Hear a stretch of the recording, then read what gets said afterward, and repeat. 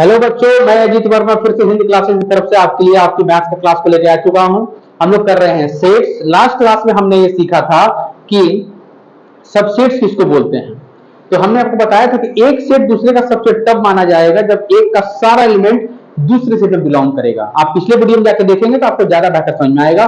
फिलहाल आज हम लोग कुछ एग्जाम्पल सॉल्व करने वाले हैं जिसमें हम गिवन कंडीशन को देखकर ये पता लगाने वाले हैं कि दो सेट में कौन किसका सबसेट है या कोई सबसेट है ही नहीं।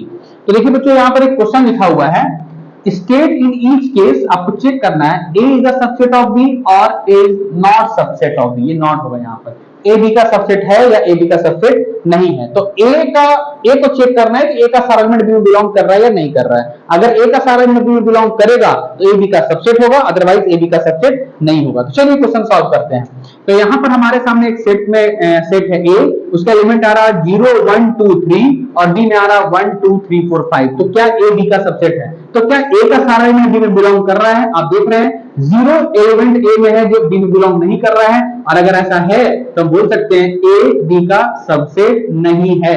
ओके, अब नेक्स्ट क्वेश्चन ट्राई करते हैं। तो यहां पर आपको सेट बिल्डर मेथड में दिया हुआ है a is equals to x such that x belongs to z। z का मतलब होता है इंटीजर। अब हम लोग इतना तो जरूर सीख चुके हैं कि कैसे सेट बिल्डर को रोस्टर में कन्वर्ट करेंगे। तो देखिए बच्चों, यहाँ पर वो सारे इंटीजर जिसका स्क्वायर 1 होता है। तो अगर आप ध्यान से सोचे तो वो इंटीजर होता है -1 और 1, ये दोनों इंटीजर जिसका स्क्वायर 1 होता है। और यदि आप b को देखेंगे तो वो सारे नेचुरल नंबर जिसका स्क्वायर 1 होता है, तो ये सिर्फ 1 चला रहा है। अब यहां आप देखेंगे क्या ए बी का सबसेट है, यानी क्या ए का सारा एलिमेंट बी में बिलोंग कर रहा है। ये बड़े आराम से चेक कर सकते हैं, ए में -1 है जो बी में बिलोंग नहीं कर रहा है। तो हम यहाँ क्या बोल सकते हैं, A is not subset of B. A B का सबसेट नहीं है। आप लोग इसको कॉपी में नोट भी कर लेंगे, समझेंगे भी और याद रखने के कॉपी में नोट कर लेंगे। थर्ड नंबर आप लोग भी ट्राई करें, मैं भी ट्राई करता हूँ। ए इक्वल टू दिया हुआ 5 यानी कि एम्प्टी, और बी इक्वल टू दिया हुआ है 0। तो क्या ए बी का सबसेट है? पिछले वीडियो में आपको बताया था कि 5 जो होता है वो सभी सेट का सबसेट होता है। 5 सभी सेट का सबसेट होता है, इसलिए बड़े आराम से बोल सकते हैं ए बी का सबसेट होगा। ठीक है बच्चों, अब नंबर 4 ट्राई करते हैं। ए में क्या दिया हुआ है, set of all circle in a plane, यानी किसी प्लेन में दुनिया का सारा सर्कल, चाहे वो 1 रेडियस का हो, चाहे वो 2 रेडियस का हो, चाहे वो 10 रेडियस का हो, दुनिया के सारे सर्कल। और बी में क्या दिया हुआ है, set of all circle of unit radius of the same plane, उसी प्लेन में यूनिट रेडियस वाला सर्किल। तो क्या ए का सारा एलिमेंट बी में बिलोंग करेगा? तो नहीं कर सकता ना, क्योंकि ए में तो दुनिया का सारा सर्किल है, 1 वाला भी है, 2 वाला भी है, 3 वाला भी है, 5 रेडियस वाला सभी है, लेकिन बी में तो सिर्फ यूनिट रेडियस वाला है। तो हमें ये नहीं चेक करेगा बी ए का सबसेट है कि नहीं है, हमें चेक करना है ए बी का सबसेट है कि नहीं है। तो आप बड़े आराम से देख सकते हैं कि ए का सारा सर्किल बी में बिलोंग नहीं करेगा। इसका मतलब ए बी का सबसेट नहीं होगा, A is not subset of B. और इससे रिलेटेड एक लास्ट एग्जांपल हमारे पास पड़ा हुआ है, यहाँ पर ए में लिखा हुआ 1 और बी में लिखा हुआ ये सारे एलिमेंट। इसे बहुत बच्चे कंफ्यूज हो जाते हैं। आप लोग खुद से सोचिए, क्या ए बी का सबसेट है? इसका मतलब क्या ए का सारा एलिमेंट बी में बिलोंग कर रहा है? तो ए का अगर एलिमेंट पूछे आपसे तो आप बोलेंगे 1, ए में 1 बिलोंग कर रहा है, मतलब करली ब्रैकेट के अंदर जो है वो उसके एलिमेंट है। तो करली ब्रैकेट के अंदर में यहाँ पे 1 है, तो यानी ए का एलिमेंट 1 है। तो क्या बी में 1 बिलोंग कर रहा है? तो आप देखेंगे करली ब्रैकेट के अंदर में क्या 1 है, तो हम इसको देखिए कंफ्यूज हो जा रहे हैं। तो देखिए बच्चों, ये 1 नहीं है, ये करली ब्रैकेट 1 है। 1 में और करली ब्रैकेट 1 में अंतर होता है। इसका मतलब ए का एलिमेंट बी में बिलोंग नहीं कर रहा है। इसका मतलब साफ है कि ए जो है वो बी का सबसेट नहीं है। सबसेट है या नहीं है, इसको जानना बस इतना ही काफी है कि ए का यानी पहले सेट का सारा एलिमेंट दूसरे में बिलोंग कर रहा है या नहीं कर रहा है। तो हमने इसमें कुछ आपको एग्जांपल बताया। लास्ट क्लास में आपको सबसेट्स का हमने डेफिनेशन क्लियर किया था, उसको पहले आप चेक करें, उसको आप देखें, उसका भी कुछ क्वेश्चन है और उससे रिलेटेड आपके बुक्स के भी क्वेश्चन होंगे, आंसर भी सॉल्व करेंगे। तो उसका आप ट्राई करें। आप वीडियो को पॉज करके करते हैं, हम लोग इसके आगे और कुछ क्वेश्चन सॉल्व करेंगे। तो हम लोग अब सबसेट से रिलेटेड नेक्स्ट क्वेश्चन को सॉल्व करेंगे। लास्ट क्लास में मैं आपको बता चुका हूं कि किसी सेट के यानी फाइनाइट सेट के कितने सबसेट्स होते हैं। मैंने आपको उसका फॉर्मूला बताया था 2 to the power n, यानी किसी सेट में कितने सबसेट्स होंगे ये जानने के लिए आपको बस ये n का पता लगाना है, यानी कि कार्डियल नंबर का पता लगाना है, उसको 2 के पावर पे लगा के सॉल्व कर देना, उतने सारे सबसेट्स होंगे। तो अभी हमारे सामने एक क्वेश्चन है, राइट डाउन ऑल सबसेट्स, यानी यहाँ पर कुछ आपको सेट दिए गए इनके सभी सबसेट्स लिखने हैं। तो चलिए हम लोग आपको बताते हैं, मैं आपको बताता हूँ कैसे सबसेट्स लिखा जाता है। जैसे पहला क्वेश्चन हमारे पास ए है, ए में मात्र एक एलिमेंट चला आ रहा है, तो इसके सबसेट्स होंगे कितने? तो अगर आप होंगे कितने, तो ये तो नहीं पूछा है, खाली पूछा है क्या क्या होगा, लेकिन आप ये पता करिए कितने होंगे। तो 2 के पावर में 1 यानी इसके 2 सबसेट्स होंगे। अब वो 2 सबसेट क्या क्या होगा मैंने आपको बता चुका हूँ लास्ट क्लास में। सबसे पहला होगा एंटिटी, दूसरा होगा वो खुद, एक एंटिटी दूसरा वो खुद होगा। तो ये देखिए बच्चों, ये हमने ए के सारे सब्जेक्ट लिख दिए हैं। अब हम इसका नंबर बी बनाने वाले हैं। बी में क्या दिया हुआ है, बी में दिया हुआ -2, 5, इसके सबसेट्स लिखेंगे। मैं आपको पहले ही बता चुका हूं, फिर से कुछ क्वेश्चन सॉल्व कर रहा हूं। तो चलिए सारे सबसेट्स लिखते हैं। सबसे पहला क्या आता है, एंटिटी यानी कि 5, फिर हम लोग सिंगल सिंगल करके लिखते हैं, यानी पहला आएगा -2, फिर आ जाएगा हमारा 5, और जो हमारा आखिरी सबसेट होगा वो ये खुद होगा, यानी कि -2, 5। तो ये हमने बी को भी सॉल्व कर दिया। अब हम लोग अगला सॉल्व करने वाले हैं सी। सी में क्या दिया हुआ है, सी में दिया हुआ -3, 0, 3। अब हम इसके सारे सबसेट्स लिखने वाले हैं। तो सबसे पहला आता है हमारे पास 5। अच्छा, कितने सारे सबसेट्स होंगे, 2 का पावर 3, यानी कि 8 सबसेट्स होंगे। अब चलिए सारे सबसेट्स लिखते हैं। पहला हो गया हमारा 5, अगला आता है हमारा सिंगल सिंगल लिखो, -3, फिर आ जाएगा 0, फिर आ जाएगा 3। हमने सिंगल सिंगल लिखा। अब डबल डबल, -3 0, -3 3 और 0, 3। तो चलिए लिखते हैं -3, 0, फिर क्या जाएगा -3, 3, फिर क्या जाएगा 0, 3, और आखिरी वो खुद चलाएगा -3, 0, 3। अब आप काउंट कर लो कि यहाँ पर टोटल 8 सबसेट हो रहे हैं कि नहीं हो रहे। तो 1 2 3 4 5 6 7 8, टोटल हमारे 8 सबसेट हो गए। ठीक है बच्चों, तो ये हमने सी तक कैलकुलेट किया। डी बिल्कुल उसी तरह बनेगा जैसे हमारा बी बना हुआ है, क्योंकि यहाँ भी 2 डिस्टिंक्ट एलिमेंट है, यहाँ भी 2 डिस्टिंक्ट एलिमेंट है। अब हम बात करेंगे ई की। तो हम बात करने वाले ई की, तो ई के कितने सबसेट होंगे। तो ई में दिया हुआ है, इसका कलेक्शन दिया है 5, यानी ये एंटिटी सेट है, और एंटिटी सेट है इसका मतलब इसमें 0 एलिमेंट है, इसका मतलब इसमें नंबर ऑफ सबसेट्स होंगे 2 to the power 0, यानी कि 1, यानी सिर्फ एक सबसेट होगा, और वो एक सबसेट वो खुद होगा। यानी ई के अगर सारे सबसेट लिखे तो वो सिर्फ 5 ही बनेगा। ठीक है बच्चों, अब लास्ट हम लोग यहाँ पर करने वाले हैं एफ। इसको देखिए, घबराइए नहीं, यहाँ पे आ जा रहा है 2 और अगला एलिमेंट आ रहा है कर्ली ब्रैकेट 3। कर्ली ब्रैकेट बहुत सारे कंफ्यूजन बहुत ज्यादा क्रिएट कर देता है। अब इसके सारे सबसेट्स लिखते हैं। तो आपको पहला पता है क्या लिखना है, पहला हो जाएगा हमारा 5, अगला हो जाएगा सिंगल सिंगल लिखते हैं, तो अगला हमारा 2 एलिमेंट है तो 2 को लिखा गया ब्रैकेट के अंदर में। फिर हमारा अगला एलिमेंट यहाँ पर 3 नहीं है, अगला एलिमेंट हमारा कर्ली ब्रैकेट 3 है, तो आपको एलिमेंट को लिखना है और एक्स्ट्रा कर्ली ब्रैकेट लगाना है 1, यानी वो क्या हो जाएगा डबल कर्ली ब्रैकेट, ये हो गया 3, ये हमने एलिमेंट लिखा। अब हमारा आखिरी सबसेट क्या हो जाएगा, वो खुद हो जाएगा, यानी 2, कर्ली ब्रैकेट 3, और ये हो गया हमारा पूरा क्लोज। तो इस तरह से हमने आपको कुछ एग्जांपल दिए। आर.एस. अग्रवाल के बुक के क्वेश्चन है कि कुछ सेट्स रहेंगे, उसके कुछ एलिमेंट्स रहेंगे, उसको देखते हुए आपको उसके सबसेट्स लिखने हैं। सबसेट कितने होते हैं उसके लिए तो फॉर्मूला है, लेकिन सबसेट क्या क्या होंगे उसके लिए आपको थोड़ा दिमाग चलाना है और ऐसे कुछ क्वेश्चन को ट्राई करना है। तो चलिए वीडियो को पॉज करके एक एक करके उसको नोट कर लीजिए। मैं अभी आगे का टॉपिक और बताता हूं इसी वीडियो में। हाँ तो बच्चों, हम लोग अभी तक सबसेट्स कितने होते हैं, क्या क्या होते हैं, वो हम आसानी से सीख गए। अब जो अगला टॉपिक होगा वो हम लोग पढ़ने वाले हैं इंटरवल। ये आपके सेट्स का एक बहुत ही इंपॉर्टेंट टॉपिक है। इंटरवल की जरूरत क्या पड़ गई, सुनिए बच्चों ध्यान से।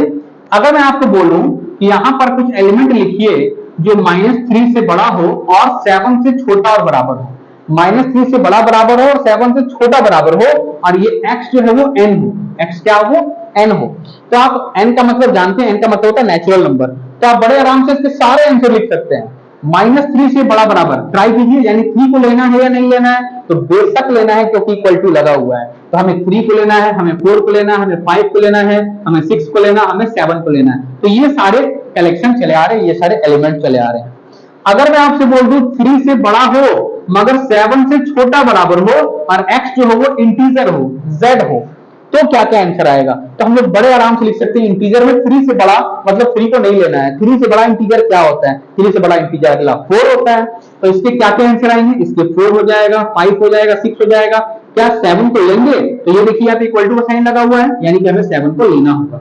तो इस तरह से हम नेचुरल की बात करें, इंटीजर की बात करें, इवन की बात करें, ऑड की बात करें, प्राइम की बात करें, सभी की बात करें तो हम एलिमेंट्स को लिख सकते हैं। लेकिन अगर हम बात करें रियल नंबर की, किसकी बात करते हैं, रियल नंबर की, और वहां हम बोल दें कि वो रियल नंबर लिखिए जो 3 से बड़ा हो और 7 से छोटा बराबर हो, तो रियल यहां पर लिख करके रिप्रेजेंट कर पाना पॉसिबल नहीं है, क्योंकि 3 से बड़ा अगला 4 नहीं है। 3 से बड़ा 3.1, 3.01, 3.001, तो यहां पर 3 से लेकर के 4 तक पहुंचने में इनफाइनाइट हो जाते हैं। इसका मतलब एलिमेंट को लिख करके रिप्रेजेंट वहां पर नहीं किया जा सकता है।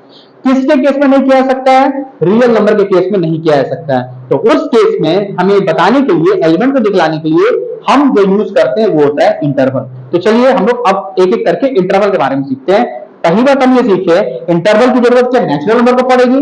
नहीं पड़ेगी। इंटीजर को पड़ेगी क्या? नहीं पड़ेगी। प्राइम को पड़ेगी क्या? नहीं पड़ेगी। तो ये इंटरवल की जरूरत पड़ेगी किसको? ये इंटरवल की जरूरत पड़ेगी किसको? ये इंटरवल की जरूरत पड़ेगी किसको? रियल नंबर को। ये इंटरवल की जरूरत किसको पड़ेगी? रियल नंबर को। ये तो पहले आप समझ लीजिए। और रियल नंबर का सिंबल क्या होता है? रियल का सिंबल होता है कैपिटल आर। Capital R. अब ध्यान से देखिए लिखने का तरीका, दो तरह के इंटरवल होंगे, एक का नाम होगा ओपन और एक का नाम होगा क्लोज या क्लोज्ड। ओपन इंटरवल और क्लोज इंटरवल। ओपन का सिंबल ये ऐसा होगा, ये थोड़ा मैं नीचे लिख देता हूं, नंबर 1 क्लोज। ओपन का सिंबल ऐसा स्मॉल ब्रैकेट दे सकते हैं या फिर आप ऐसा उल्टा स्क्वायर ब्रैकेट भी यूज कर सकते हैं। ये दोनों क्या रिप्रेजेंट करता है? तो वो ओपन इंटरवल को रिप्रेजेंट करता है। और क्लोज इंटरवल का साइन कैसा होता है? वो स्क्वायर ब्रैकेट ऐसे करके क्लोज किया जाता है। आप एक करके नोट भी करते रहे बच्चों। हम लोग पढ़ रहे इंटरवल, इसकी जरूरत सिर्फ रियल नंबर में पड़ेगी। तो रियल नंबर में इंटरवल पढ़ेंगे तो ये दो तरह के इंटरवल होंगे, एक का नाम होगा ओपन इंटरवल, एक का नाम होगा क्लोज इंटरवल। ये हमने ओपन का साइन बताया, ये हम यहाँ पे कॉमा दे देते ताकि बात समझ सके। ये यानी कि हम स्मॉल ब्रैकेट का यूज कर सकते हैं और हमने यदि स्क्वायर ब्रैकेट का यूज किया तो उसका अपोजिट करना है दोनों तरफ में। और ये हो गया हमारा क्लोज इंटरवल। कब ओपन लगाएंगे, कब क्लोज लगाएंगे, ये हम लोग एक करके सीखते हैं। जैसे हमारे पास एक क्वेश्चन दे दिया ए और ये दे दिया x such that x belongs to r, यानी रियल नंबर, और ये दे दिया जो x है वो 3 से बड़ा है और 7 से छोटा और बराबर है। 3 से बड़ा बराबर है, 7 से छोटा और बराबर है। आप ये याद रखिए बच्चों, कहीं पर भी अगर इक्वल टू दे देगा, इक्वल टू, तो वो क्लोज में गिना जाएगा, यानी वो एलिमेंट को हमें लेना है। और जिसको लेना होता है उसको हम क्लोज करते हैं, जिसको नहीं लेना होता उसको हम ओपन में रखते हैं। यही बेसिक कॉन्सेप्ट है इसका। तो आप लिखेंगे कैसे? तो ये लिखा जाएगा a इज इक्वल टू, यहाँ पहले हमने लिख दिया 3, यहाँ पे लिख दिया 7। अब हमें ये देखना है किधर ओपन लगेगा किधर क्लोज लगेगा। तो आप देखिए 3 की तरफ इक्वल टू लगा हुआ है, यहाँ पर क्लोज लगेगा। 7 की तरफ इक्वल टू लगा हुआ है तो यहाँ पर भी इस तरह से क्लोज लगेगा। ठीक है बच्चों। अब नेक्स्ट एग्जांपल देखिए, अगर हमने यहाँ बोल दिया x such that x belongs to r, और यहाँ ले लिया 3, यहाँ लेस इक्वल टू, और यहाँ पर ये ऐसा लेस इक्वल टू 7, ऐसा लिख दिया हमने। अब हमें ये देखना है कि इसी को अगर हम रोस्टर फॉर्म में लिखते हैं तो कैसे लिख सकते हैं, यानी अगर हम इसको इंटरवल के फॉर्म में लिखते हैं तो कैसे लिख सकते हैं। तो यहाँ पर आप 3 और 7 में फिर से रिलेशन देख रहे हैं, तो हमने यहाँ पर पहले 3 और 7 लिख करके तैयार कर लिया। 3 और 7। फाइनली हमें ये देखना है कि किधर लगने वाला ओपन और किधर लगने वाला है क्लोज। मैं आपको बता चुका हूं, जिधर इक्वल टू नहीं रहेगा उधर लगाएंगे ओपन, और जिधर इक्वल टू रहेगा वहां क्या लगा देंगे? क्लोज। तो आप देख रहे हैं कि 3 के पास इक्वल टू नहीं है, इसका मतलब यहाँ ओपन रहेगा इस तरह से, और 7 पर इक्वल टू तो यहाँ पर ऐसा करके हम क्लोज लगा देंगे। तो ये लिखने का तरीका हो गया हमारा। और इसी को हम ऐसे लिख सकते हैं, 3 और 7 लगाया, 3 की तरफ हमें ओपन रखना है तो उसको ऐसे कर दो, 7 की तरफ क्लोज लगाना तो उसको ऐसे कर दो। तो हम दो तरीके से इसको रिप्रेजेंट कर सकते हैं, इस रियल नंबर के एलिमेंट्स को इस तरह लिख सकते हैं इंटरवल के फॉर्म में। अब आप भी ट्राई कीजिए बच्चों, मैं आपको बेसिक बता चुका हूं। x such that x belongs to r, 3 से बड़ा बराबर x है लेकिन 7 से है छोटा। 3 से बड़ा बराबर हमारा x है, ग्रेटर 3 लेस और इक्वल टू x है, and x less equal to not equal to only less 7 है। तो आप इसको कैसे लिखेंगे इंटरवल में? अगर आपको थोड़ा सा दिमाग लगाएंगे तो बड़े आराम से लिख सकते हैं। पहले तो मैं दोनों एलिमेंट लिख देता हूं 3 और यहां लिख देता हूं 7। अब बस लास्ट हमें ये सोचना है कि क्लोज किधर लगेगा और ओपन किधर लगेगा। तो यहां देखिए आपको बस ये देखना है कि 3 की तरफ इक्वल टू लगा हुआ है, हाँ लगा हुआ है, इसको क्लोज कर दें, और 7 की तरफ इक्वल टू नहीं लगा हुआ, इसको ओपन कर दें इस तरह से, यानी स्मॉल ब्रैकेट से घेर दें। इसी को आप और कैसे लिख सकते हैं? तो क्लोज पे तो और कोई सिंबल नहीं होता है, लेकिन 7 में आप बाहर ऐसा ब्रैकेट लगा सकते हैं। तो ये दो तरीके से हम इस बिल्डर को रोस्टर में कन्वर्ट कर सकते हैं, यानी कि हम इसको इंटरवल के फॉर्म में लिख सकते हैं। तो ये बेसिक बातें आपको समझ में अगर आ गई हैं तो इससे रिलेटेड जो भी क्वेश्चन होंगे आप इसको बड़े आराम से बना सकते हैं कि किधर लगेगा ओपन, किधर लगेगा क्लोज, और किसके केस में इंटरवल लिखना हमारे लिए जरूरी बन जाएगा, और जो लिखा जाता है वो रियल नंबर का केस होता है। एक एग्जांपल और मैं यहाँ बना देता हूँ, चलिए आप भी वीडियो पीछे करके नोट कर लीजिएगा कुछ क्वेश्चन को। मैं आपको यहाँ डी ले लेता हूँ, यहाँ लगाया x such that x belongs to r, 3 less than x less than 7, ये हमने दिया। इस बार हमने कहीं भी इक्वल टू लगाया ही नहीं, तो आप खुद का दिमाग लगा सकते हैं किधर हमारा क्या इंटरवल है, क्या किधर ओपन लगेगा किधर क्लोज लगेगा। तो अगर आप खुद का दिमाग लगा सकते हैं तो लगा दीजिए, और मैं आंसर बना रहा हूँ उसे मिला लीजिए। तो ये बनाया यहाँ पर d इज इक्वल टू, यहाँ लगाया 3, यहाँ लगाया 7, और कहीं भी इक्वल टू नहीं है तो दोनों ही तरफ हम क्या लगा देंगे? स्मॉल ब्रैकेट, यानी कि ओपन इंटरवल। और इसी को हम कैसे लिख सकते हैं? इसी को लिख सकते हैं 3, यहाँ लगाया 7, इधर भी ओपन किया और इधर भी ओपन किया, तो ये हमने लगाया इंटरवल का साइन, कैसे ओपन लगता है और कैसे क्लोज लगता है। अब मजेदार बात यह है कि सर यहाँ पर आप दोनों तरफ एलिमेंट भी दे रहे हैं 3 और 7, लेकिन अगर मान लीजिए सिर्फ एक ही एलिमेंट से रिलेशन रहेगा तो हम क्या करेंगे, तो सुनिए उसके बारे में बता देते हैं। इसको नोट करते चलिएगा। वीडियो को सेट करना तो आपके हाथ में ना, कब वीडियो को पीछे करना कब वीडियो को आगे करना है। तो मैं अगर इसको यहाँ से बिटा भी दे रहा हूं तो क्या फर्क पड़ता है, आप बैक कर सकते हैं वीडियो। अच्छा, अगर मैं आपको ऐसा दे दूं x such that x belongs to R, x less than or is equal to 3, तो क्या करेंगे सर, इधर तो कुछ दिया ही नहीं, इधर तो कुछ रुकावट ही नहीं दिया, 1 2 9 कुछ तो नहीं दिया यहाँ पर। मेरी बात सुनिए बच्चों, अगर आप रियल नंबर को गौर से देखें ना, रियल नंबर को गौर से देखें, लाइन पे अगर रिप्रेजेंट करें, ये 0 होता है, ये राइट साइड में किधर चला जाता है, प्लस इंफिनिट की ओर, और लेफ्ट साइड में किधर चला जाता है, माइनस इंफिनिट की ओर। यानी अगर हम 0 से कम पे जाएंगे तो कहां पहुंच जाएंगे, माइनस इंफिनिट, और ज्यादा पे जाएंगे तो कहां पहुंच जाएंगे, प्लस इंफिनिट। तो यहां पर आप देखिए बच्चों, थ्री से छोटा, अगर हम 3 से छोटे की बात करते हैं तो यानी हम कहां पहुंच जा रहे हैं, माइनस इंफिनिट। यानी लेफ्ट साइड में क्या चला रहा है, माइनस इंफिनिट। तो इसको लिखने का तरीका क्या होगा, यहाँ पर माइनस इंफिनिट से 3, ये लिखने का तरीका होगा। अगर यहाँ पर कुछ एलएचएस में नहीं दिया हुआ है लेफ्ट साइड में तो माइनस इंफिनिट लेंगे, और यदि हमको राइट साइड में नहीं देगा वो भी आपको तरीका बताऊंगा, ग्रेटर पे देगा तो हम वहां पर प्लस इंफिनिट लेंगे। तो लेस बोल गया यानी पीछे, तो पीछे कहां पहुंच जा रहे हैं, माइनस इंफिनिट। और याद रखिएगा इंफिनिट में कभी भी क्लोज इंटरवल नहीं लगता है, इंफिनिट में हमेशा ओपन इंटरवल ही लगता है। इस तरह से हमने इंफिनिट पर ओपन इंटरवल लगाया, और 3 में इक्वल टू लगा हुआ है इसलिए हमने यहाँ पर क्या लगा दिया, क्लोज इंटरवल लगाया। तो आपको यह नया क्या सीखना है, ये तो क्लोज में बताया कि इक्वल टू में लगता है, नया ये सीखना है कि अगर मैं लेफ्ट की बात करूंगा यानी मैं लेफ्ट साइड आ रहा हूं तो यहाँ पे कहां पे जाकर रुकेंगे, माइनस इंफिनिट। और उसी तरह से बच्चों एक लास्ट क्वेश्चन में इसका बता रहा हूं, x such that x belongs to R, और यानी x greater or equals to 3, यानी कि 3 और उससे बड़ा, तो हम इसको कैसे लिखेंगे, तो f is equals to, उसको बिल्डर फॉर्म में क्या लिखेंगे, तो मैं 3 से बड़े की बात कर रहा हूं, यानी इधर जाने की बात कर रहा हूं। और जब मैं राइट साइड जाऊंगा तो किधर पहुंच जाऊंगा, प्लस इंफिनिट की ओर पहुंच जाऊंगा।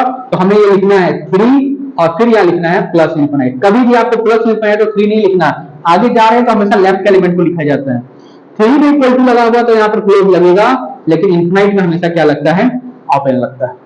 तो मुझको उम्मीद है कि आप बड़े आराम से अगर इस वीडियो को एक बार देखें, या अगर थोड़ा प्रॉब्लम हो तो 2 बार देखें, तो आप बड़े आराम से इंटरवल के मतलब टॉपिक को आप समझ सकते हैं। ठीक है बच्चों, तो यहां तक आप रिवीजन करें, प्रैक्टिस करें। अगले वीडियो में हम इसके आगे के टॉपिक को बताएंगे। आप इस वीडियो को लाइक करें, शेयर करें, सब्सक्राइब करें अपने दोस्तों के साथ में, और मुझको मोटिवेट करें, मैं मेरी वीडियो बनाता रहूं। आप चिंता भी ना करें, मैं सेट्स के साथ साथ और भी जितने चैप्टर है सभी का वीडियो आपको बना के देता रहूंगा, आप घर में बैठ के आराम से पढ़ सकते हैं। Thank you.